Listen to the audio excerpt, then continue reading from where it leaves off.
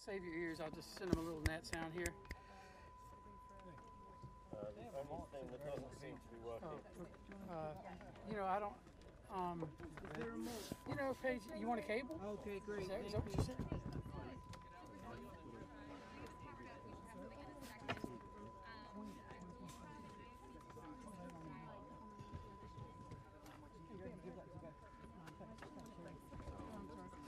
I'm right here. I'm happy.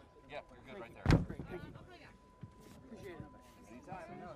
So stone coming down there then?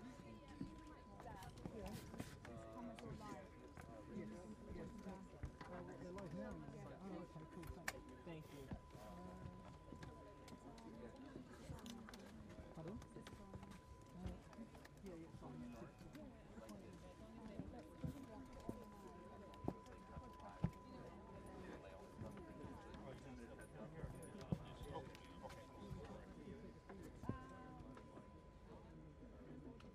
You mean like that we can try to live view or that I can tell?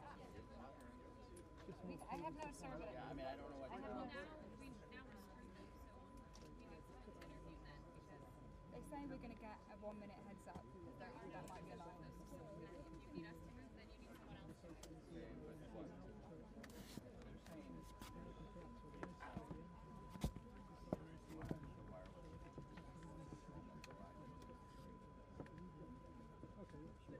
I mean, first of all, the live view is not interfering with it because the live view is not even fired up. Good. My phone's not working, so I can tell Like, you're going to get this. Everyone's going live view. You got to find a workaround.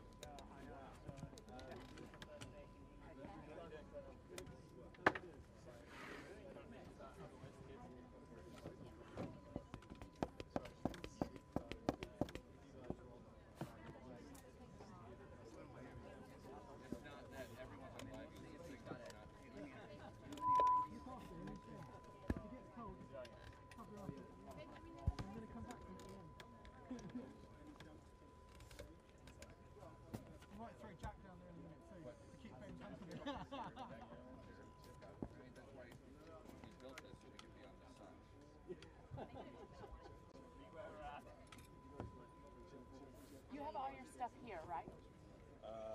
Yes, I do. Oh, no, you're good. Where's Anthony? Who are you looking at? Anthony Wood? Anthony Wood. I didn't think. I thought he was doing the live shot down at. They said they're giving a 1 minute. Oh, okay. I thought Abdi Kadani was going to come up to do. All right. I'm going to have to check. Brian Gross over here. Sorry, Brian. Oh, yeah. This is like the boss's office at the factory. It's like, hey, watch over the workers.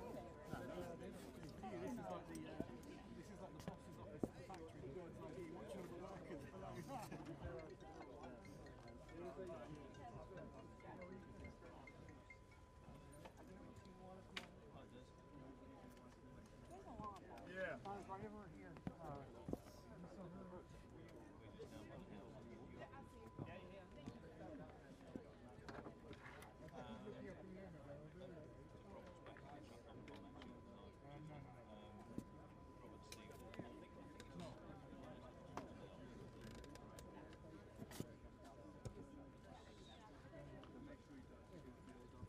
Hey, is your live thing working? And did you do by internet or by cell? Internet. How did you? What's the Wi-Fi? Just 18. Oh, yeah. Okay. Just want to make sure that. How many live views are we going to try and run off the same Wi-Fi? Because otherwise we might end up just taking everything. I don't think. I think we should. Yeah, I'm getting very good. Coming out these speakers. It's not going. It sounds like it's going to camera as well. Yeah, go to all cameras. So I need to put a lapel mic or I'm going to custom do. Bag we did, but not a microphone. All right. Brilliant, that's fine. Thank you.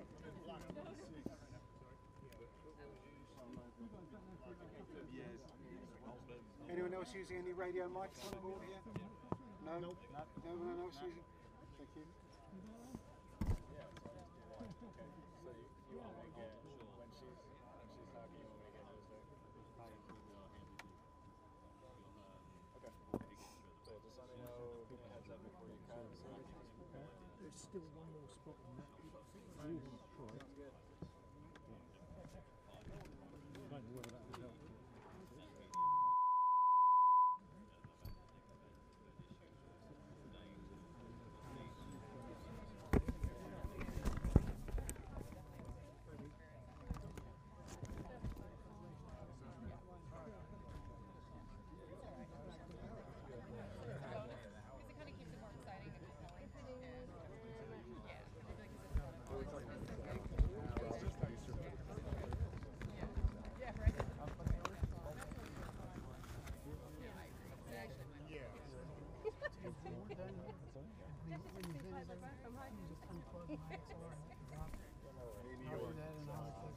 Jump panels. They're going to be heard in Saturday. Thank you.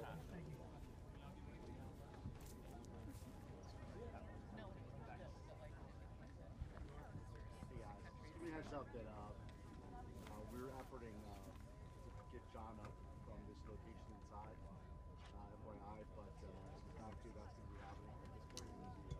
You're not getting any live music. The other thing, John Roberts, yeah, the other thing I want to let you know is we did ask for the first in the morning, so give you a heads up on that, okay?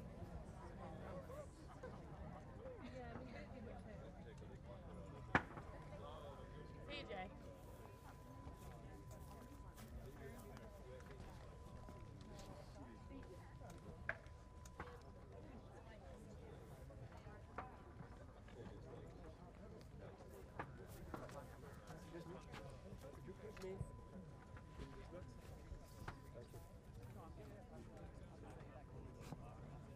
You've still got time, have you?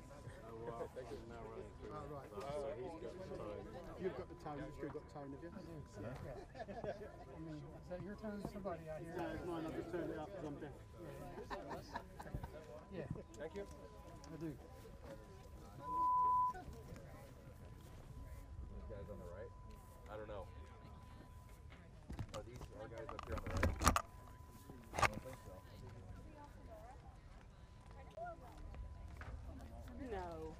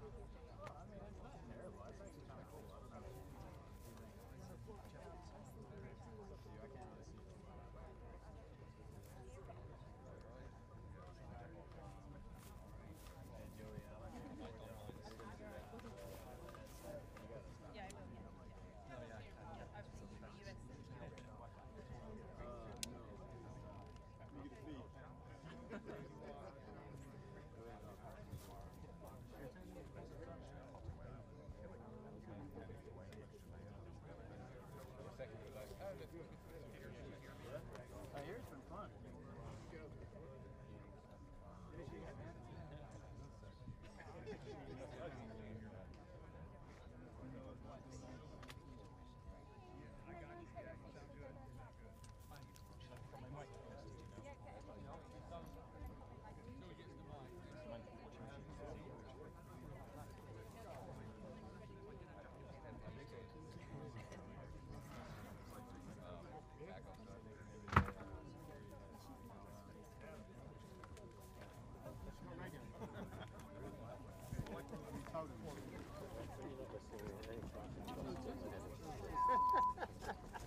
Sorry, I'm oblivious.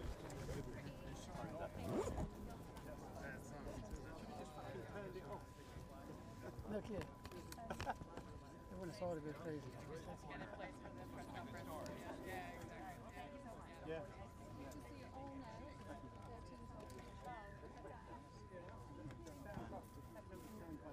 It's the centre door, right between the lavender bushes. That's where they're going to be coming out of. Oh, well, then you can, yeah.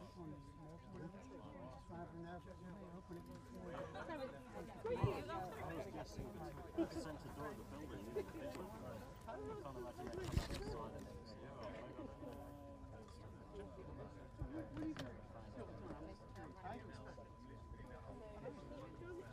Great, thank you. He's going to give us a vocal test right now on the vocal. I've got it. It's 13:45. Hang on.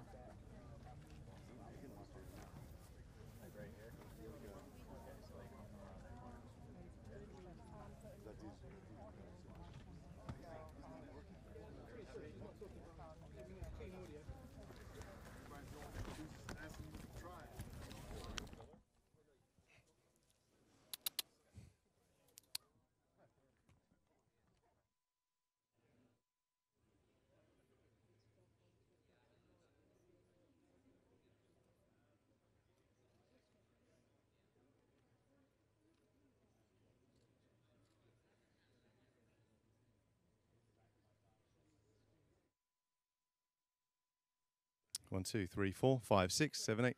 Good for you? For no problem.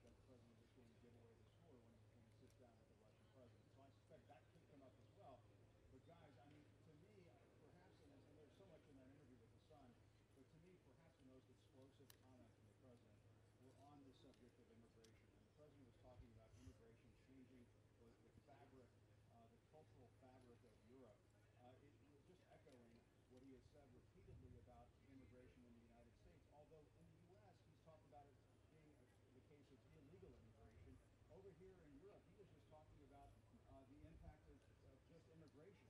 And it sounds as if when the president talks in that fashion, that he just sort of has this Anglo, Euro-colored view of the world, and that immigration is just an affront to him in many cases. And I suspect that some of these tough British supporters over here may challenge him on that as well.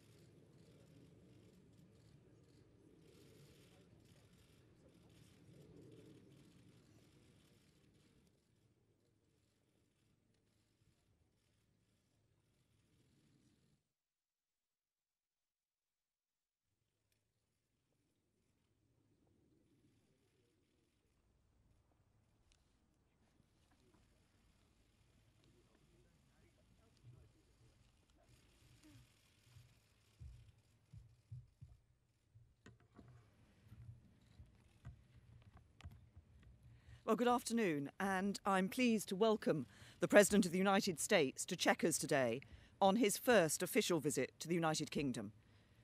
No two countries do more together than ours to keep their people safe and prosperous. And we want to deepen that cooperation even further to meet the shared challenges we face now and in the years ahead.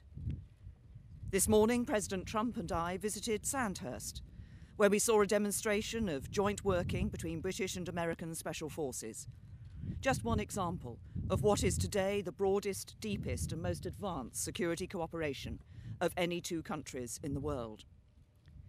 Whether it is our pilots deterring the use of chemical weapons in Syria or defeating Daesh, our soldiers at the forefront of NATO's presence in Eastern Europe, our navies in the Pacific enforcing sanctions on North Korea, or our unparalleled intelligence sharing partnership thwarting attacks, our security cooperation is saving lives here in Britain, in America, and right across the world. That partnership is set to grow, with our armies integrating to a level unmatched anywhere, and the UK set to spend £24 billion on US equipment and support over the next decade. Today, we've also discussed how we can deepen our work together to respond to malign state activity, terrorism, and serious crime. In particular, on Russia, I thanked President Trump for his support in responding to the appalling use of a nerve agent in Salisbury, after which he expelled 60 Russian intelligence officers. And I welcomed his meeting with President Putin in Helsinki on Monday. We agreed that it is important to engage Russia from a position of strength and unity, and that we should continue to deter and counter all efforts to undermine our democracies. Turning to our economic cooperation, with mutual investment between us already over $1 trillion, we want to go further. We agreed today that as the UK leaves the European Union, we will pursue an ambitious US-UK free trade agreement. The Chequers agreement reached last week provides the platform for Donald and me to agree an ambitious deal that works for both countries right across our economies. A deal that builds on the UK's independent trade policy, reducing tariffs, delivering a gold standard in financial services cooperation, and as two of the world's most advanced economies, seizing the opportunity of new technology. All of this will further enhance our economic cooperation, creating new jobs and prosperity for our peoples for generations to come. The UK-US relationship is also defined by the role we play on the world stage. Doing this means making tough calls, and sometimes being prepared to say things that others might rather not hear. From the outset, President Trump has been clear about how he sees the challenges we face, and on many we agree. For example, the need to deal with the long-standing nuclear threat of DPRK, where the agreement in Singapore has set in train the prospect of denuclearisation, to which the UK is proud to be contributing expertise. Or the need to address the destabilising influence of Iran in the Middle East, where today we've discussed what more we can do to push back on Iran in Yemen and reduce humanitarian suffering. Or the need for NATO allies to increase their defence spending and capability, on which we saw significant increases at yesterday's summit. This includes Afghanistan, where this week I announced a further uplift of 440 UK troops, an ongoing commitment to a mission that began as NATO's only use of Article 5, acting in support of the US. Finally, let me say this about the wider transatlantic relationship. It is all of our responsibility to ensure that transatlantic unity endures, for it has been fundamental to the protection and projection of our interests and values for generations. With US leadership at its foundation, its beating heart remains our democratic values and our commitment to justice. Those values are something that we in the UK will always cherish, as I know the US will too. It is the strength of these values and the common interests they create that we see across the breadth of our societies in North America and Europe. And that is why I'm confident that this transatlantic alliance will continue to be the bedrock of our shared security and prosperity for years to come. Mr. President. Thank you very much. Thank you. Prime Minister, thank you very much. And it is my true honor to join you at this remarkable setting, truly magnificent, as we celebrate the special relationship between our two countries. On behalf of the American people, I want to thank you for your very gracious hospitality. Thank you very much, Teresa. Last night, Melania and I were delighted to join you and Philip for dinner at the magnificent Blenheim Palace. It was a wonderful and memorable evening that we will not soon forget. It was really something very special. Today, it's a true privilege to visit historic Chequers that I've heard so much about and read so much about growing up in history class, and to continue our conversation, which has really proceeded along rapidly and well over the last few days. For generations, our predecessors have gathered at this stunning retreat to strengthen a bond that is like no other. The relationship between our two nations is indispensable to the cause of liberty, justice, and peace. The United Kingdom and the United States are bound together by a common historic heritage, language, and heroes. The traditions of freedom, sovereignty, and the true rule of law were our shared gift to the world. They are now our priceless inheritance to a civilization. We must never cease to be united in their defense and in their renewal. Before our dinner last night, Melania and I joined Prime Minister May, Mr. May, and the Duke and Duchess of Marlborough for a tour of the Winston Churchill exhibit at Blenheim Palace. It was something very special. It was from right here at Chequers that Prime Minister Churchill phoned President Roosevelt after Pearl Harbor.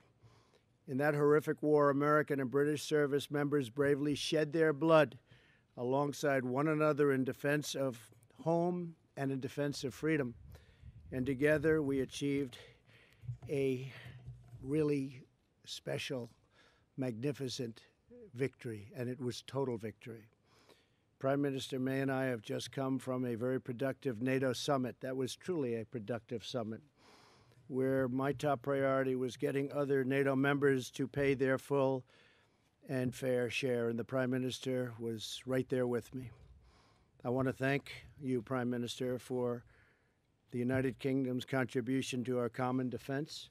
The UK is one of the handful of nations, 5 out of 29. Not good, but it's going to get better really fast. In addition to the United States meeting the 2% GDP minimum defense spending commitment. During the summit, I made clear all NATO allies must honor their obligations, and I'm pleased to report that we have received substantial commitments from members to increase their defense spending and to do so in a much more timely manner. In our meetings today, the Prime Minister and I discussed a range of shared priorities, including stopping nuclear proliferation. I thanked Prime Minister May for her partnership in our pursuit of a nuclear-free North Korea. It's been a tremendous help. The Prime Minister and I also discussed Iran. We both agree that Iran must never possess a nuclear weapon, and that I must halt, and we must do it, and I'm going to do it, and she's going to do it, and we're all going to do it together. We have to stop terrorism. It's the scourge. We have to stop terrorism, and we have to get certain countries, and they've come a long way, I believe. The funding of terrorism has to stop, and it has to stop now. I encourage the Prime Minister to sustain pressure on the regime, and she needed absolutely no encouragement, because she, in fact, also encourages me. And we're doing that, and we're doing that together, very closely coordinated. The United Kingdom and the United States are also strengthening cooperation between our armed forces who serve together on battlefields all around the world. Today, the Prime Minister and I viewed several U.S.-UK Special Forces demonstrations. We saw some demonstrations today, frankly, that were incredible. The talent of these young, brave, strong people. We saw it at the Royal Military Academy at Sandhurst. Seamless cooperation between our militaries is really just vital to addressing the many shared security threats. We have threats far different than we've ever had before. They've always been out there, but these are different, and they're severe, and we will handle them well. We also recognize the vital importance of border security and immigration control. In order to prevent foreign acts of terrorism within our shores, we must prevent terrorists and their supporters from gaining admission in the first place. Border security is a national security problem. And in the United States, we are working very hard to get the Democrats to give us a couple of votes so we can pass meaningful and powerful border security. I also want to thank Prime Minister May for pursuing fair and reciprocal trade with the United States. Once the Brexit process is concluded and perhaps the UK has left the EU, I don't know what they're going to do, but whatever you do is okay with me. That's your decision. Whatever you're going to do is okay with us. Just make sure we can trade together. That's all that matters. The United States looks forward to finalizing a great bilateral trade agreement with the United Kingdom. This is an incredible opportunity for our two countries, and we will seize it fully. We support the decision of the British people to realize full self-government, and we will see how that goes. Very complicated negotiation and not an easy negotiation, that's for sure. A strong and independent United Kingdom, like a strong and independent United States, is truly a blessing on the world. Prime Minister May, I want to thank you again for the honor of visiting the United Kingdom, a special place. My mother was born here, so it means something maybe just a little bit extra, maybe even a lot extra. And we had a wonderful visit. Last night, I think I got to know the Prime Minister better than at any time. We spent a lot of time together over a year and a half, but last night we really, I was very embarrassed for the rest of the table. We just talked about lots of different problems and solutions to those problems, and it was a great evening. As we stand together this afternoon at Chequers, we continue a long tradition of friendship, collaboration, and affection between ourselves and also between our people. The enduring relationship between our nations has never been stronger than it is now. So, Madam Prime Minister, thank you very much. It's been an honor. Thank you. Thank you, Teresa. Thank you, Mr. President. Thank you. Thank you. Now we will. We're going to take 4 questions each. I'll start off with Laura. Thank you very much, Prime Minister and Mr. President. Laura Koonsberg, BBC News. Mr. President, you seem rather to have changed your tune from what you said earlier this week when you said that on the current Brexit plan, that would probably kill the possibility of a trade deal with the UK. Our countries are meant to have a special relationship, yet you publicly criticised the Prime Minister's policy and her personally for not listening to you this week. Is that really the behaviour of a friend?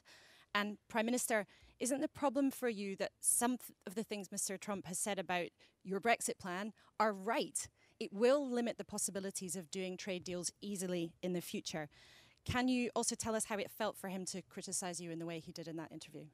Well, maybe I'll go first because I didn't criticize the Prime Minister. I have a lot of respect for the Prime Minister. And unfortunately, there was a story that was done, which was, generally fine, but it didn't put in what I said about the Prime Minister. And I said tremendous things. And fortunately, we tend to record stories now, so we have it for your enjoyment if you'd like it. But we record when we deal with reporters. It's called fake news. We solve a lot of problems with the good old recording instrument. But what happens is that, look, the Prime Minister, as I really just said, she's going to make a decision as to what she's going to do. The only thing I ask of Teresa is that we make sure we can trade, that we don't have any restrictions, because we want to trade with the UK. And the UK wants to trade with us. We're by far their biggest trading partner, and we have, just a tremendous opportunity to double, triple, quadruple that. So if they're going a slightly different route, and I know they do want independence, it's going to be independence, it's just your definition. But if they're going to go a certain route, I just said that I hope you're going to be able to trade with the United States. I read reports where that won't be possible. But I believe after speaking with the Prime Minister's people and representatives and trade experts, it will absolutely be possible. So based on that, based on just trade in general and our other relationship, which will be fine. But the trade is a little bit tricky. We want to be able to trade, and they want to be able to trade. And I think we'll be able to do that. Okay? And I think she's doing a terrific job, by the way. Thank you, Mr. President. And just to confirm what the President has said, Laura, there will be no limit to the possibility of us doing trade deals around the rest of the world once we leave the European Union on the basis of the agreement that was made here at Chequers and that I've put forward to the European Union. And just to be clear, that is an agreement that delivers on the Brexit vote that we had in 2016 here in the UK, that delivers what I believe is at the forefront of people's minds when they were voting to leave the European Union. So at the end of these negotiations, we will ensure that free movement will come to an end. The jurisdiction of the European Court of Justice here in the UK will come to an end. The sending of vast sums of money every year to the EU will come to an end. We will come out of the common agricultural policy, we will come out of the common fisheries policy, and we will ensure, by not being in a customs union, that we are able to have an independent trade policy and do those trade deals around the world. And as you've heard from the President, the United States is keen for us, we're keen to work with them, and we will do a trade deal with them and with others around the rest of the world. Mr. President, would you like to select a... Jonathan Swan, go ahead.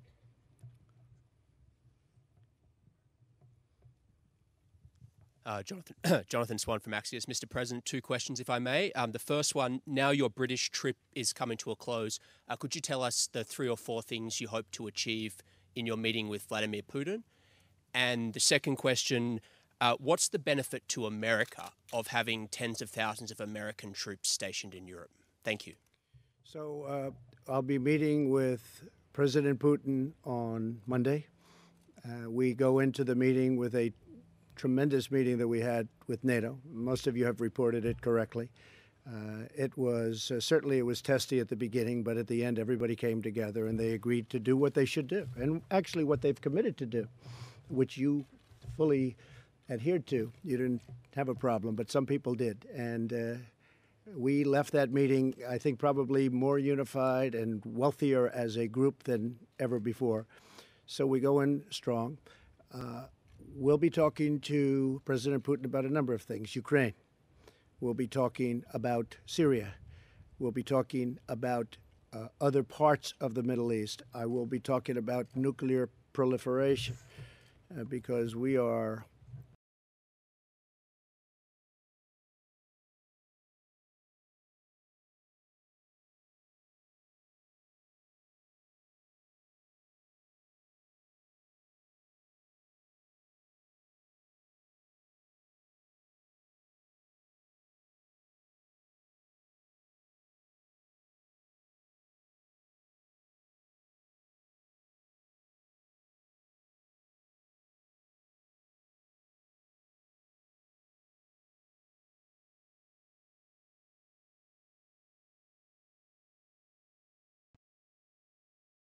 second. I guess China would be third. I think we'll all be talking about that. To me, Jonathan, I think that would be a tremendous achievement if we could do something on nuclear proliferation. And we'll be talking about other things. I know you'll ask, will we be talking about meddling? And I will absolutely bring that up. I don't think you'll have any, gee, I did it, you got me. There won't be a Perry Mason here, I don't think, but you never know what happens, right? But I will absolutely, firmly ask the question.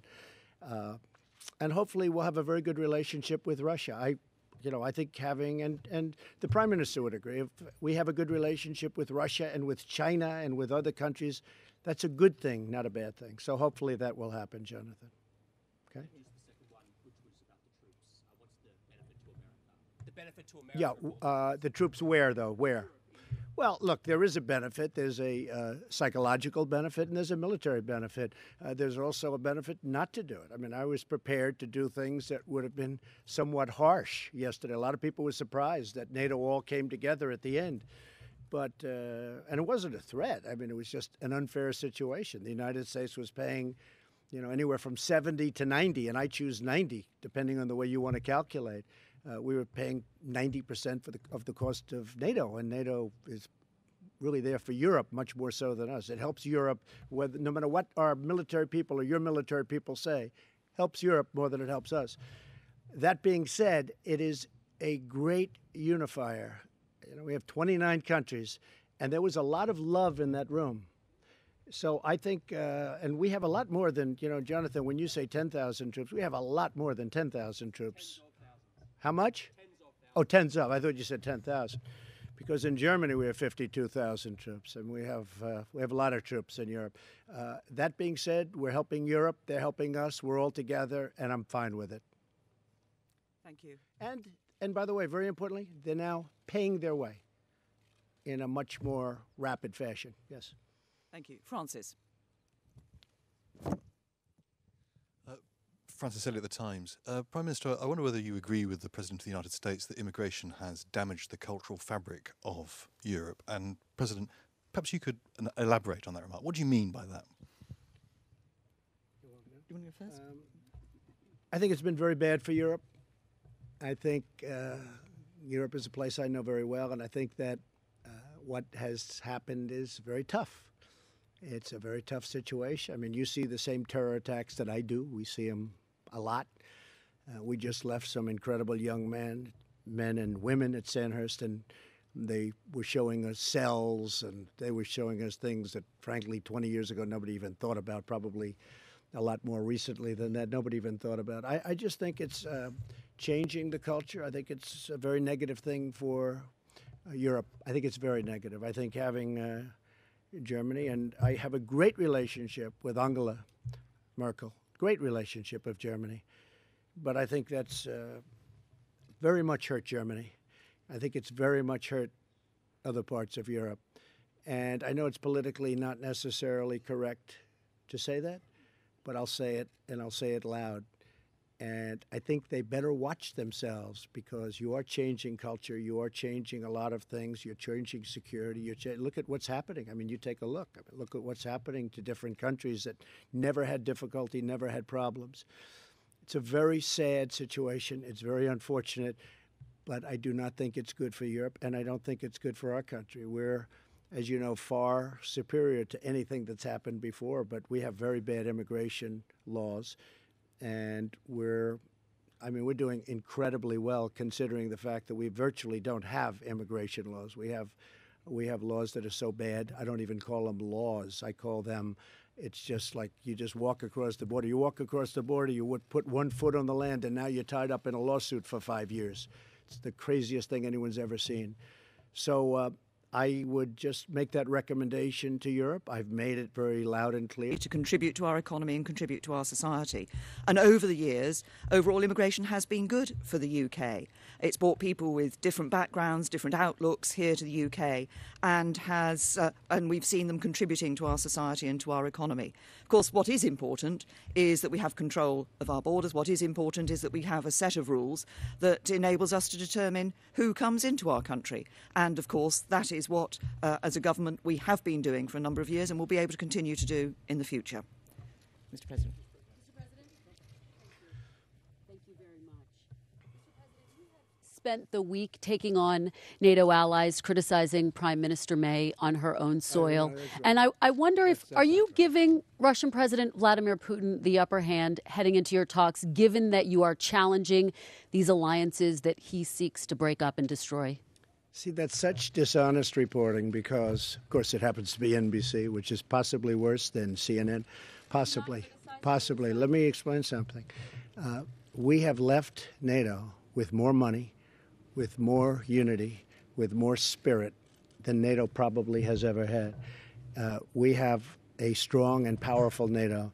When I became president, we didn't. We had people that weren't paying their bills. We had people that were way down. We had people that weren't following their commitments. In addition to that, we become an oil exporter, which would not have happened under the past regime or a new regime if it weren't us. We have built up our military, $700 billion, and then next year, as you know, $716 billion. When you look at what we've done in terms of Russia, I guarantee whoever it is in Russia, they're saying, oh, gee, do we wish that Trump was not the victor in that election. We have been far tougher on Russia than anybody, and probably than, look, I'm not going to go down 100 years, but certainly we have been extremely tough on Russia, including the fact that when the Prime Minister called, when they had a horrible thing happen right here, very close by, she asked, would I do something, and maybe I'd let you tell the number, and it was far greater than anybody else, including the Prime Minister. We expelled how many people? 60. Yeah, 60. And Germany did 3, as an example. So Germany, big country, powerful country, they did 3. The fake news doesn't want to talk about it. So it really is. We have been very strong on Russia. Now, with all that being said, if I had a relationship with Putin, I don't know him. I met him twice, maybe 3 times, 2.5 times. Most of you were there when we did. We met him at the G20. And if we could develop a relationship, which is good for Russia, good for us, good for everybody, that would be great. If I had a relationship with China, you know, we're in a big trade situation with China, as an example, where we're behind every year for many years, $500 billion. It's just not going to happen anymore. So if we got along with countries, that's a good thing. If we got along with China, Russia, that's a good thing, not a bad thing. And I take your point, but when he sees the headlines about the fighting, I take your point about what happened at the end of NATO. The headline he sees isn't the headline. Yes, there was fighting, because I said you got to put up more money. We have to be stronger. We have to be unified. The headline he sees isn't what's happening during the morning. The headline he sees is what happened in the afternoon, where we came together as one, where they're putting up billions of dollars more. I'll give you an example. And you know this is a confirmed number. $34 billion more was raised since I became president in NATO. That means that the other 28 countries have put in $34 billion more into NATO. Do you think Putin's happy about that? I don't think so. But we have a lot of false reporting in this country. I don't think you have that in your country, do you, Prime Minister? Okay, go ahead. Ask the Prime Minister. I'd like to ask you a question as well. President Trump told The Sun, I think the deal she is striking on Brexit is not what the people voted for. Is he wrong? Are you offering up a Brexit light? And I wonder if we could get your reaction to him saying that Boris Johnson would be a great Prime Minister. Well, first of all, on the deal that we have put on the table, the agreement that we've put on the table, as I said earlier in response to Laura's first question, this does deliver on the vote of the British people. The British people voted to leave the European Union. And I heard the turn of phrase that the President used earlier, but let me be very clear about this. We will be leaving the European Union, and we are leaving on the 29th of March 2019. As we leave the European Union, we will be delivering on what people voted for, an end to free movement, an end to sending vast amounts of money to the European Union every year, an end to the jurisdiction of the European Court of Justice here in the United Kingdom, coming out of the common fisheries policy, coming out of the common agricultural policy, and ensuring by coming out of the customs union that we can have an independent trade policy that enables us to negotiate trade deals with the United States and with other countries around the rest of the world. That's what the British people voted for, and that's what we will be delivering. We will deliver it in a way that protects jobs and livelihoods and meets our commitment to the border in between Northern Ireland and Ireland. And Robert? Well, Boris, the President? Well, I'll respond. They said unrelated, not related to. If we have the tape, you could ask Sarah, get it from Sarah. We taped the entire interview. They asked about Boris Johnson. I said, yeah, how would he be as a prime minister? I said, he'll be a great prime minister. He's been very nice to me. He's been saying very good things about me as president. I think he thinks I'm doing a great job. I am doing a great job. That I can tell you, just in case you haven't noticed. But Boris Johnson, I think, would be a great prime minister. I also said that this incredible woman right here is doing a fantastic job, a great job. And I mean that. And I must say that I have gotten to know Theresa May much better over the last 2 days than I've known her over the last year and a half. I mean, we've spent more time in the last 2 days. Yesterday I had breakfast, lunch, and dinner with her. Then I said, what are we doing tomorrow, which is today? Oh, you're having breakfast and lunch with Theresa May. And I'm going to see you later on again. So, but I've actually gotten to know her better than ever. And I think she's a terrific woman. I think she's doing a terrific job. And that Brexit is a very tough situation. That's a tough deal between the borders and the entries into the countries and all of the things. So she's going to do the best. The only thing I ask is that she work it out so that we can have very even trade, because we do not have a fair deal with the European Union right now on trade. They treat the United States horribly. And that's going to change. And if it doesn't change, they're going to have to pay a very big price. And they know what that price is. So they're coming over on July 25th to see me. And hopefully we can work something out. But they have barriers that are beyond belief. barriers where they won't take our farm products, they won't take many of our things, including our cars. They charge us tariffs on cars far greater than we charge them. As you know all these things. And last year, Teresa, we lost $151 billion with the European Union. So we can't have that. We're not going to have that any longer, okay? Thank you. Robert Peston, ITV. Mr. President, how would you characterize your relationship with the United Kingdom? More special than with other countries? And by the way, on farm products, I think on the Prime Minister's deal, you wouldn't be allowed to export many of your farm products to the UK. Would that be a problem for you? Prime Minister, the President said yesterday that he gave you advice about how to negotiate Brexit, that you didn't take that advice. I wondered what that advice was and whether you have any regrets about not taking it. Look, Robert, lots of people give me advice about how to negotiate with the European Union. My job is actually getting out there and doing it, and that's exactly what I've done. And as you know, as we've been going through these negotiations, there have been one or two sceptical voices, perhaps from some of you arrayed before me today, about whether we would achieve what we would achieve in December. We had got that joint report and that joint agreement on citizens' rights and those other issues. We got the implementation period in March. Now we've put forward a proposal that the two proposals the European Commission had put forward are not acceptable to the UK. We have said no to those, and that's why we have put our own proposal on the table for the future, which, like I've said in answer to other questions, delivers on the Brexit deal, but also ensures that we can have smooth trade with the European Union in the future. And in terms of the United States and trade with the United States, there will be questions on some of the trade issues about the standards we have here for certain products and how we want to deal with those in the trade deal. That will be a matter for the negotiations. So I would say I give our relationship in terms of grade the highest level of special. So we start off with special. I would give our relationship with the UK, and now, especially after this 2 days with your Prime Minister, I would say the highest level of special. Now, am I allowed to go higher than that? I'm not sure. But it's the highest level of special. They're very special people.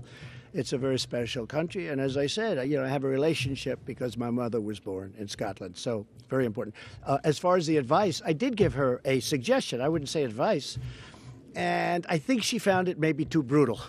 And that's okay, because I could see that. But I don't know if you remember what I said. But I did give her a certain amount of...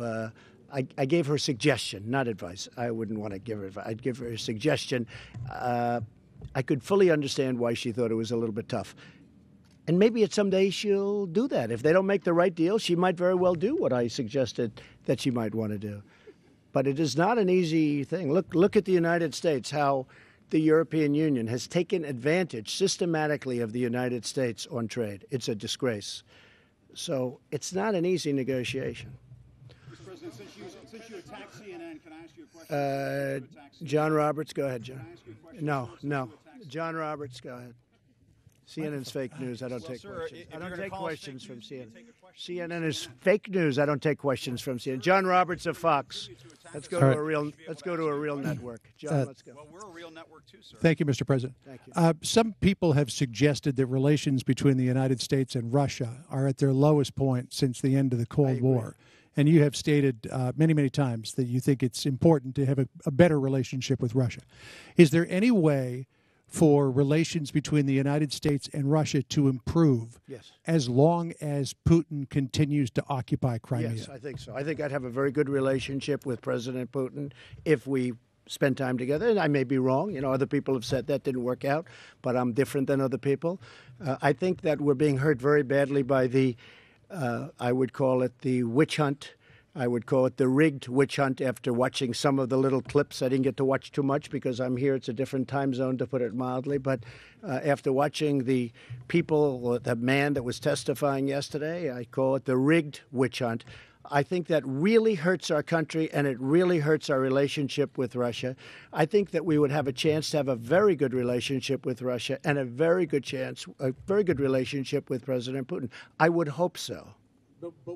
But What is your thinking about improving relations with Russia while they continue to illegally occupy another country? Well, that was, yes, they do. And if you're talking about Crimea primarily, yeah. But again, President Obama failed very badly with Crimea.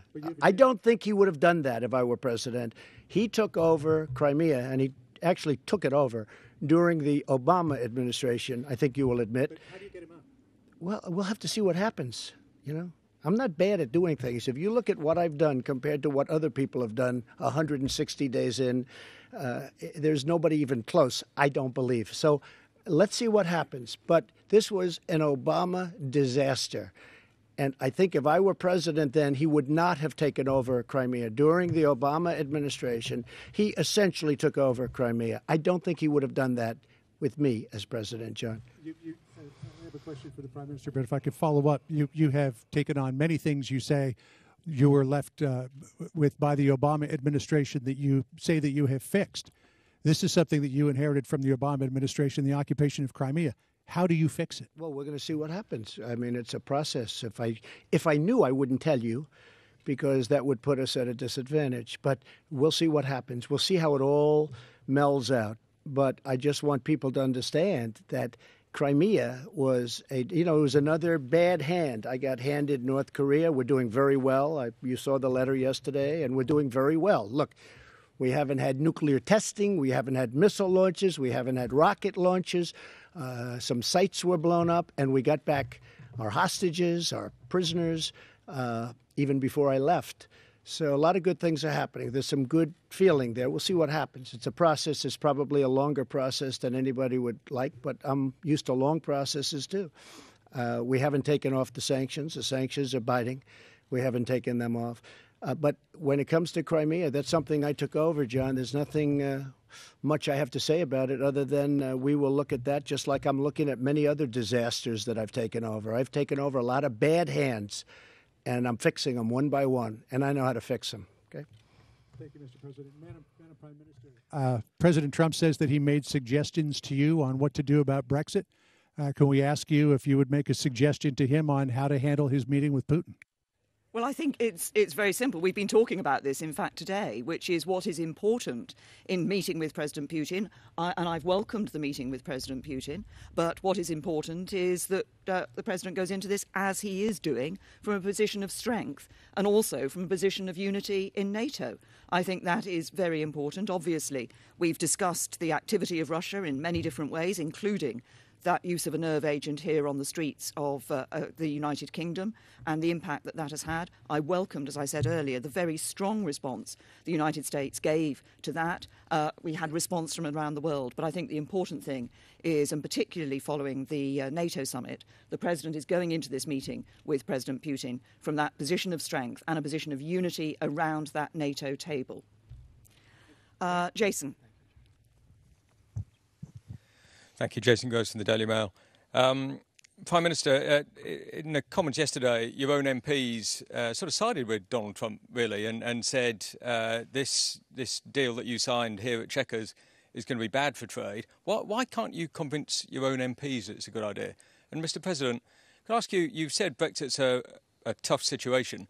What would you do now? Would you be at the point where you would walk away from the talks to show them that you mean business? Well, first of all, on the issue of trade deals, as I've said earlier, what we're negotiating, and when we come out of the negotiations, I want to see, and we will have, our ability to have independent trade policy, to set our own tariffs, to be that independent member of the WTO, to be able to negotiate trade deals around the world, as we will be doing. And we're looking at, obviously, at the United States. We're looking at other areas as well. As we've said, we're looking at issues like the possibility of some trade deals around the Pacific area too. We will negotiate those trade deals, but I also want to have a good trade arrangement with the European Union. This isn't an either-or. We don't just replace one with the other. Actually, the United Kingdom is looking for and can negotiate a situation where we can have a good trade relationship with the European Union, a great trade relationship, a good trade relationship with the United States and around the rest of the world as well. And that is what will be good for jobs, good for people's livelihoods, good for prosperity here in the UK. Well, if you remember, I was opening Turnberry the day before Brexit, and we had an unbelievably large number of reporters there because everybody was there, I guess, because of Brexit. And they all showed up on the 9th hole overlooking the ocean. And I said, what's going on? And all they wanted to talk about was Brexit. And they asked for my opinion. And I think you will agree that I said I think Brexit will happen. And it did happen. And then we cut the ribbon. And the reason I felt it was going to happen was because of immigration. Because I think one of the reasons I got elected was because of immigration. And I felt that Brexit had the upper hand. And most people didn't agree with me. If you remember, Barack Obama said, well, that your country will have to get on the back of the line if that happened, which I thought was a terrible thing to say, frankly. But I said I thought it was going to happen, and it did happen. And I also think that as far as negotiating the deal, I probably would have done what my suggestion was to the Prime Minister, but she can always do that. She can do that. At some point, she can do what I suggested to her. No, well, you can't walk away because if she walks away, that means she's stuck. Can't walk away, but you can do other things. But she can do what my suggestion was, and my suggestion was, respectfully submitted. She will do very well. I think she's a very tough negotiator. I've been watching her over the last couple of days. She's a tough negotiator. She's a very, very smart and determined person. I can tell you there are a lot of people that are looking up now saying, gee whiz, she left a lot of people in her wake. She's a very smart, very tough, very capable person. And I would much rather have her as my friend than my enemy. That I can tell you. And we are friends, Mr. President. Go ahead. Jeff Mason from Reuters. I like your hat. Thank you, sir.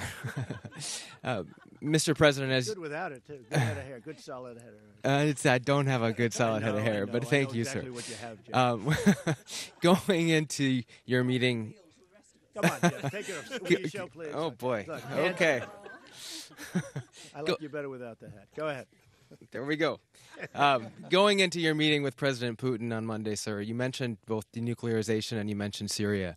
Can you say exactly what your message will be to him on Syria? What would you like him to say, especially given Assad's gains in the country recently? And also, on denuclearization, can you spell out a little bit how you expect that to happen in terms of treaties and in terms of talks? Well, it'll be a slow process. Don't forget, we're not the only ones that have nukes. And it would be a slow process. But for the world, it would be us, and it would be others would have to come along simultaneously, obviously. But I think that when the meeting was arranged, and we both wanted the meeting, when the meeting was arranged, it was, from my standpoint, I didn't go in with high expectations, but you may come out with something very exceptional. But the proliferation is a tremendous. I mean, to me, it's the biggest problem in the world. Nuclear weapons, biggest problem in the world. I understand nuclear. Look up Dr. John Trump at MIT. He was my uncle, many, many years a professor. I used to talk nuclear with him, and this is many years ago. It's the biggest problem, in my opinion, this world has, nuclear weapons. So if we could do something to substantially reduce them, I mean, ideally get rid of them. Maybe that's a dream. But certainly it's a subject that I'll be bringing up with him. And it's also a very expensive thing, but that's the least important. So if we can do something. But I didn't go in, and I was telling the Prime Minister before, I didn't go in with high expectations. I mean, we do have a political problem where, in the United States, we have this stupidity going on, pure stupidity. But it makes it very hard to do something with Russia. Anything you do, it's always going to be, oh, Russia, he loves Russia. I love the United States, but I love getting along with Russia and China and other countries. And it will certainly be, Jeff, something that we bring up and talk about. I think, to me, it's such a big problem. Syria, of course, I'm going to bring that up, and I'm going to bring up Ukraine, and I'm going to bring up other subjects also. Syria, what exactly you would like to hear from him and what you would like Russia to do? Yeah. Well, that was another one. I mean, the red line in the sand was a problem for us. I mean, I think you might be in a different. What would you like President Putin to do now under your watch, sir? Well, I'll tell you what I'm going to do. I'm going to talk to him about that before I talk to you. And if something happens, that'll be great. And if it doesn't happen, I'm not going in with high expectations, but we may come out with some very surprising things. But relationship is very important, and having relationship with Russia and other countries, as I said a number of times, is, and I've been saying actually for years, and I've been certainly saying it during my campaign, having relationships with other countries is really a good thing. I think that I can't really overestimate how big the meeting was yesterday with NATO. We went with something that really was an unfair situation to something that's unified. I mean, they had spirit. Those people were getting up, and in the end, well, we are committing, and we're, you know, they can't go, you know, it's not like they can go immediately back. They have to go through their parliaments and their congresses and their representatives and whatever form they have, but they have to go through an approval process. But I'll tell you what, every single person in that room was gung-ho to get it done, get the money in. And even before that, as you know, $34 billion, and I think that the Secretary General, Stoltenberg, who's doing a terrific job, by the way, he said yesterday that because of President Trump, we've taken in $34 billion more for NATO. And I think the number is actually much higher than that, but $34 billion more, at least. And again, that's nothing that my opponent would have done. My opponent would have just kept going down. You know, it was going down. You see what was happening over the years. The numbers were going down. Now the number's way up, and now it's going way up higher. And that was, and he will tell you that, that was because of me. Prime Minister May, the president during his time in Brussels expressed concern about a pipeline between Russia and Germany. Do you share those concerns? And to follow up on some of the questioning from my colleagues in the British press and on the American side, did you feel undermined by President Trump's comments in The Sun about your Brexit plan and about Boris Johnson? No, look, I'm very clear that our Brexit plan will deliver on what the British people voted for, and we've had an excellent discussion here, as I've said, about, and as President Trump has said, about the possibility and the intent that we both have to have an ambitious trade deal going forward. And I think that's exactly where we'll be going, and that's very important for both of our countries. Actually, we have stood shoulder to shoulder with the United States in so many different ways over the years as a result of our special relationship, and we will show that even further through the trade arrangements that we will put in place in the future. And I have to just to finish off, Jeff. Just to finish off, I have to say, I said to that paper, The Sun, and they seem like two very nice people. But I said that Theresa May is one of them's nice, but I said, she said, sitting here. Oh, good. Where is that person? Where? Did I say nice things about Theresa May, please? Oh, good. Okay. If you reported them, that's good. Okay. Where? On the internet? I said very good things. Thank you very much for saying that. No, I said very good things about her. I didn't think they put it in, but that's all right. They didn't put it in the headline. I wish they put that in the headline. That's one of those things. And she's a total professional, because when I saw her this morning, I said, I want to apologize because I said such good things about you. She said, don't worry, it's only the press. I thought that was very professional. I might add, well, that's called being, oh, don't worry. They've been doing it to me and I do it to them.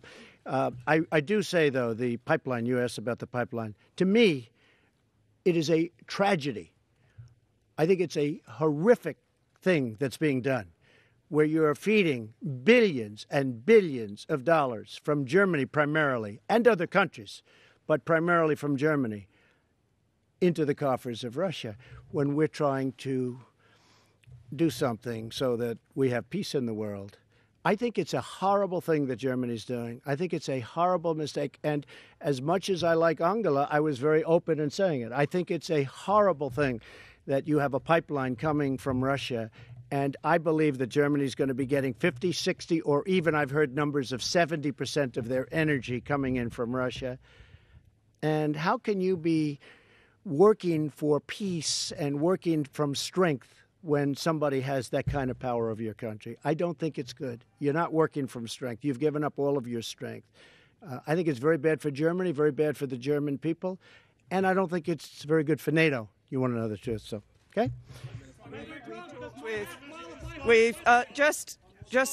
We said we would take 4 questions each, and we've taken 4 questions each. Just on the pipeline issue on the Nord Stream, we've been talking to the Germans about this. We've been talking to other countries within the European Union about this.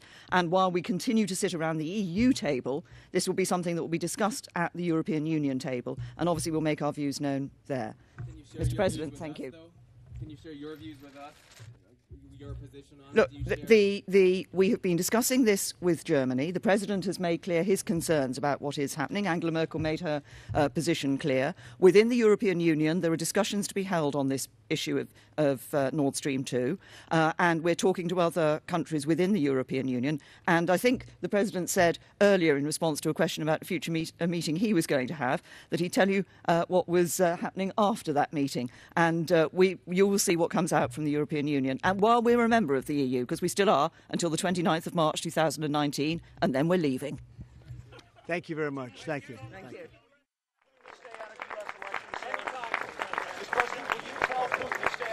Elections? Yes. Thank you.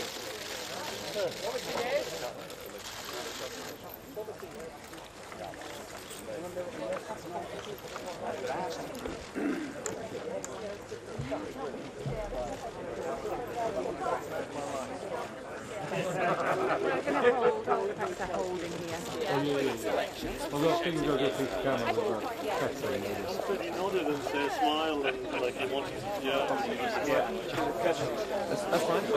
That's fine.